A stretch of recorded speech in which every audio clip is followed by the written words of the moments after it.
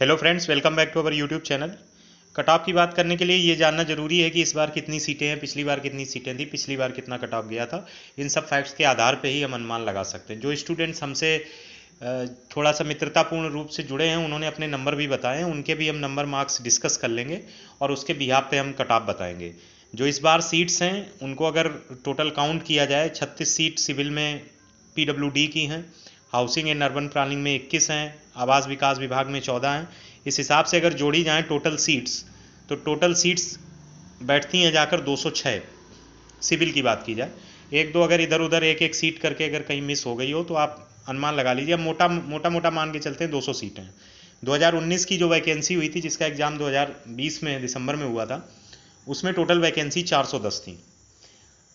Cut off कोई ऐसे नहीं होता है कि 560 कट ऑफ जाएगा, 460 कट ऑफ जाएगा। कट ऑफ इसी हिसाब से ही अनुमानित किया जा सकता है कि नंबर ऑफ स्टूडेंट्स कितने बैठे, नंबर ऑफ सीट्स कितनी हैं, पेपर का पैटर्न पिछली बार की तुलना में कैसा है। यही एक प्रेडिक्शन का तरीका होना चाहिए और होता भी है, ऐसा मुझे लगता है। फिर बाकी लोग क्या कहते हैं वो तो जितने मुंह उतनी बातें वाली बात होती है।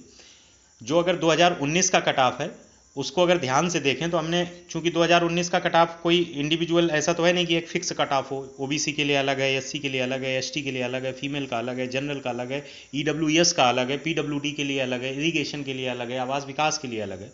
पीडब्ल्यूडी और इरीगेशन की बहुतायत सीटें थी, अगर दोनों को जोड़ दो तो 171 और 108 सीटें थी, लगभग 280 के आसपास सीटें बन जाती हैं। तो उसी को हमने प्राइमरी तौर पर रखा है, उसी को हमने प्राइमरी तौर पे रखा है। ध्यान से देखिए, जनरल का PWD का कट ऑफ 539 था, जबकि EWS का कट ऑफ 524 था और OBC का 511, SC का 518 और ST का 484, फीमेल का 486। यहाँ पे देखिए SC का 518 गया था कट ऑफ। ये कट ऑफ वो है जो मिनिमम मार्क्स वाले फाइनल सिलेक्ट हैं। This cut off marks are after interview, final marks after interview जो सिलेक्ट हुए हैं मिनिमम मार्क्स में। ये नहीं है कि PWD में 539 से किसी के ज़्यादा नहीं थे, वो तो बहुत होंगे, उसका यहाँ पे मैटर भी नहीं करता है कि कोई रिकॉर्ड तोड़ने वाली बात तो हो नहीं रही। हम केवल इतनी बात बता रहे हैं कि कितने नंबर पे आप इंटरव्यू की तैयारी करने के बारे में सोच सकते हैं। और अगर मैं ये नहीं भी डिस्कस करता तो 90% लोग ऐसे होते हैं जो कहीं ना कहीं से आप कुछ ना कुछ सर्च कर रहे हैं। नॉर्मली अगर सिविल इंजीनियरिंग में मुझे लगता है कि कोई चैनल ठीक ठाक कुछ बताता है तो एक ही दो चैनल हैं।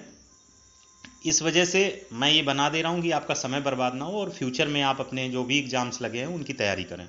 इरिगेशन में देखें तो 516 और 496 कंडीशन रही जनरल और EWS की। OBC में 493, SC में 444, ST में 389 और फीमेल में 445।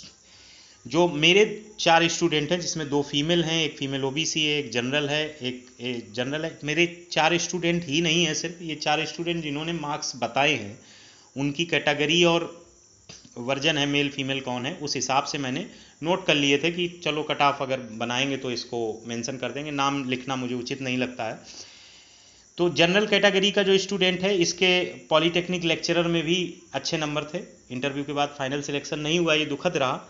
उसके 465 नंबर हैं और इसके UKPSC में आंसर की से मिलाने के बाद लगभग नंबर 680 बन रहे हैं। तो 465 नंबर इसके हैं। और जो मेल में OBC है उसके 492 नंबर हैं, उसके भी उत्तराखंड में लगभग नंबर 682-84 नंबर बन रहे हैं। और जो फीमेल में है OBC में 449 हैं, जनरल में 460 हैं। ये 4 स्टूडेंट इन जनरल, जो मेरा पॉइंट ऑफ व्यू है, ऑलरेडी बहुत मेहनती हैं, बहुत काबिले तारीफ़ है।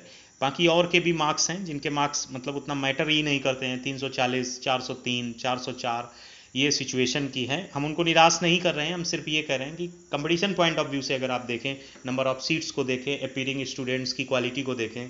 जैसे एक लड़का बता रहा था कि प्रयागराज में पूरा MNIT उठ के आ गया था पेपर देने। तो अब जो सिविल से वहाँ MTech कर रहा है, जिसने फॉर्म भर रखा है, तो जाहिर सी बात है पेपर देने आएगा। और अगर उसका वहीं सेंटर पड़ा तो क्यों नहीं देने आएगा।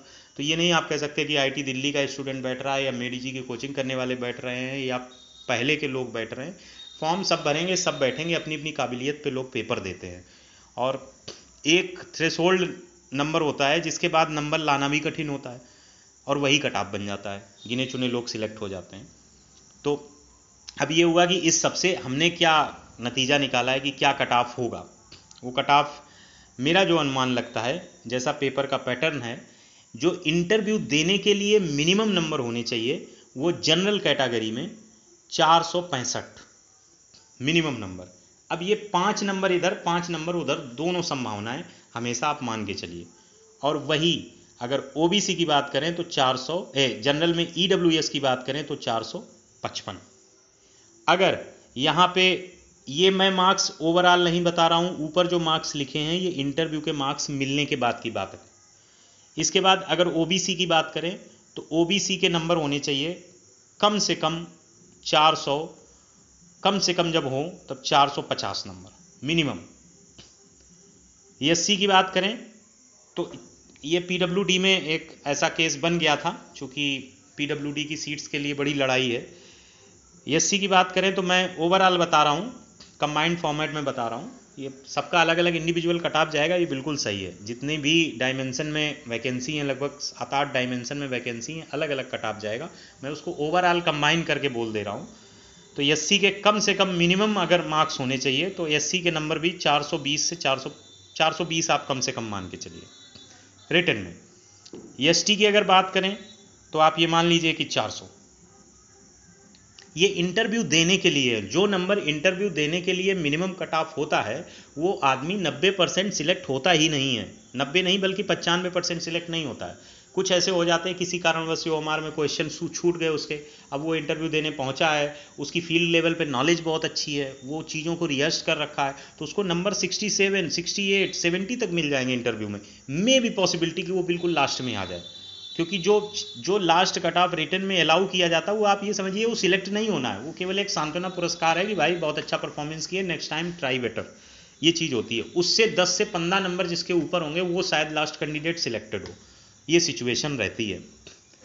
वहीं फीमेल में 486 और 445 इरीगेशन का रहा था पिछली बार इंटरव्यू के बाद, तो आप यहाँ से ये अनुमान लगा लीजिए कि 385 से 395 या आप 390 बोल सकते हैं, 390 नंबर के आसपास ये रहेगा कट ऑफ। पिछली बार की तुलना में इस बार की तुलना में सिर्फ इतना फर्क है कि पिछली बार जीएस का पेपर कंपैरेटिवली थोड़ा सा कठिन था, इस बार का पेपर सरल होकर भी ट्रिकी था। अगर आपको कोई चीज़ नहीं पता है और आपने वहाँ पे क्वेश्चन लगाया तो गलत हो जाएगा। कंपैरेटिवली इजी था। अगर आप इसमें से क्वेश्चन देखें ध्यान से जीएस के तो 12 क्वेश्चन अगर कोई करके चुपचाप बैठ जाता है तो उसके 11-10 सही हो सकते हैं और वो 25-28 नंबर ला सकता है। बाकी सिविल में फर्स्ट में जितनी गुंजाइश थी वो सेकंड में थोड़ा बहुत कैलकुलेटिव आ गया था। हिंदी है वही नॉर्मल हिंदी है कि 20 सही 5 गलत, 19 सही 6 गलत, 21 सही 4 गलत, ये सिचुएशन है। एक स्टूडेंट मुझे मिला जिसने कॉल किया था, उसके 22 सही 1 गलत, उसने 23 अटेम्प्ट किए थे, 22 सही थे 1 गलत था हिंदी में, अच्छी परफॉर्मेंस लगी मुझे। तो ये सिचुएशन है कि ये कट ऑफ रहने वाला जो मैंने आपको भी बताया। बाकी अपनी तैयारी करते रहिए, और जो लोग सब्सक्राइबर नहीं हैं प्लीज़ आप पूरा चैनल रिव्यू करिए जाके, और उसके बाद कोई अपना मत बनाइए, क्योंकि कुछ कमेंट्स ऐसे आ जाते हैं, अभी तक ऐसे कमेंट्स मिले नहीं, 1-2 कमेंट्स थे हिंदी के वीडियो पे आए थे, फिर मैंने हिंदी का वीडियो डिलीट कर दिया। मुझे लगा कि अगर वक्त मिलेगा तो फिर कायदे से हिंदी का वीडियो बना दिया जाएगा। बाकी जो लोग सब्सक्राइबर जुड़े उन्हें पता है मैंने उन्हें क्या पढ़ाया है, उन्हें क्या लाभ पहुँचा है, और आगे भी चीज़ें कंटिन्यू रहेंगी। थोड़ा सा 1-2 दिन का आप लोगों के लिए भी गैप ज़रूरी है।